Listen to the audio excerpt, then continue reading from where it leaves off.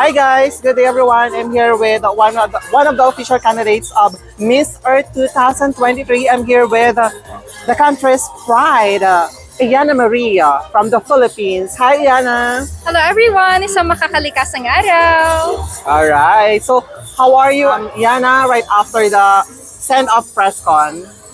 I am super grateful and to really say that I am deeply honored and deeply grateful for every single one of you here would have to be an understatement. So thank you. I appreciate every one of you and all of your presence here means a lot to me. So thank you po.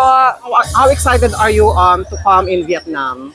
I'm 101% excited to go to Vietnam because it's also going to be my first time on November 25th to be there. So much things to discover there in Vietnam, so much things to explore. So do you feel the competition right now, Yana? I am ultimately excited, although a bit nerve-wracking, but mas excited talaga. Okay. And ayun, I have prepared some flashcards and this contains personal questions. So you will pick Wow, may segment. Flashcard segment.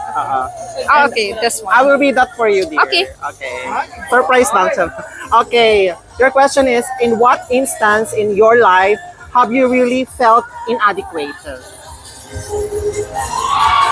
I have always known myself to be really self-aware in all departments of my life, but there are some failures and setbacks that I was able to encounter that I felt I was self-inadequate, but definitely all of those momentary setbacks that I was able to experience really just built a common ground on building a solid foundation for me to be better. And instead of just considering that as my drawback, I just transitioned it to my strength to do better every day.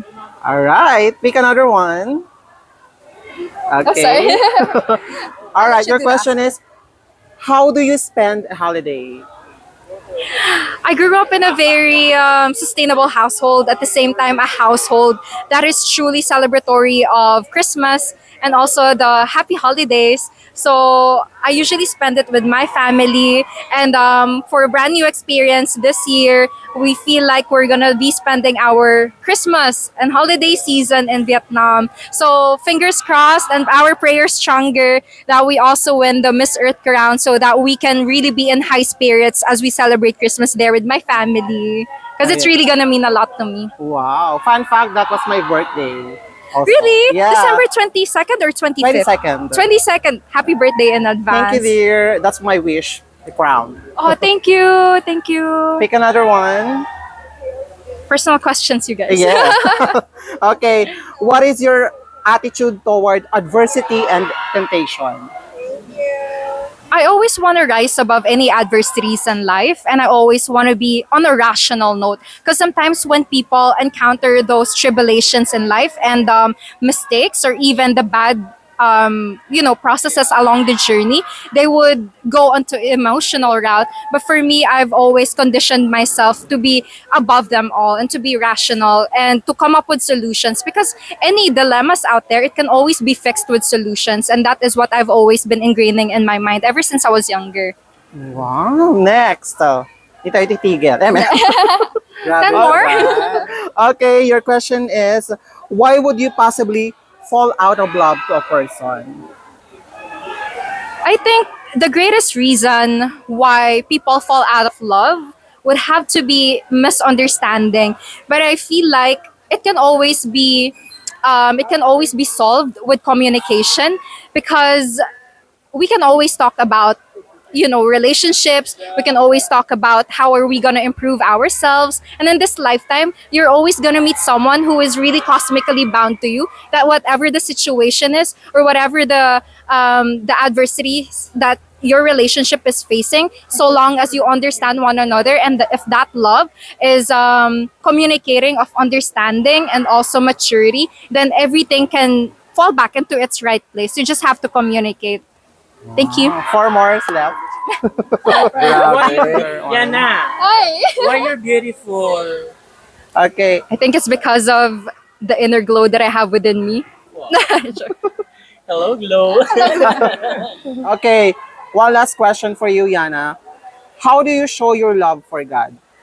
For God, Yeah. You know, I have always been a religious person, and I feel like faith really has its significance beyond rational. So, the way I show love to God is also sharing it with other people that I encounter, especially with my reign as the Miss Earth Philippines. I have really met a lot of people from different walks of life, and I feel like this is my way of showing my love towards God by also showing kindness and altruism and also solicitude towards other people. And I feel like every one of us is just a representation of the higher power out there. So we just have to be really kind towards one another. And when we learn the value and the imperative of kindness and also love towards other people, then it can always go a long way. And Thank one you. last question, your message To the for Mother organization. Earth. Yeah. To Mother Earth, I know that everything has been really complicated for the past few years. Mother Earth, you know, every catastrophic events out there, they're not new, but they're more pressing than ever. But one thing that I can promise you, my Mother Earth, is that I will always be there to take up the platform to raise awareness on what truly is happening and to make people realize the gravity of the situation that you are facing right now. So you can count on me on this one. And I hope to be Miss Earth so that I can protect you, Mother Earth. Wow. Thank you so much, Yana. And best of luck and congratulations in advance on your journey. Thank you po. Thank you. Thank you.